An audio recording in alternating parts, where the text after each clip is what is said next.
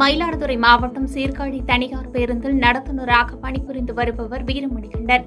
இந்நிலையில் நேற்றிரவு 11 மணி அளவில் பணியில் இருந்த வீரமணிகண்டனை சீர்காழி புற்றடி மாரியம்மன் கோயில் அருகே மர்ம நபர்கள் வழிமறித்து சரமாரியாக தாக்கியுள்ளனர்.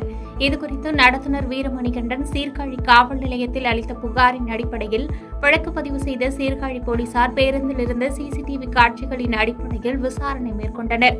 விசாரணையில் செம்மங்குடியைச் சேர்ந்த மாதவன் மற்றும் அவரது 3 நண்பர்கள் என்பது தெரியவந்தது.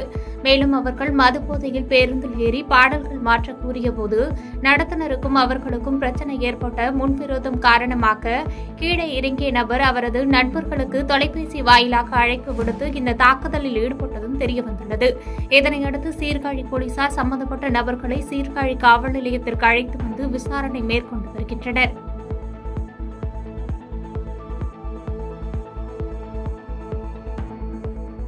பாதகம் செய்பவரை கண்டால் நாம் பயங்கொள்ளலாகாது பாப்பா. மோதி மிதித்து விடு பாப்பா, அவர் முகத்தில் உமிழ்ந்து விடு பாப்பா. அண்மை செய்திகளை உடனுக்குடன் தெரிந்து கொள்ள இணைந்திருங்கள் எம் நாடு தொலைக்காட்சியுடன்.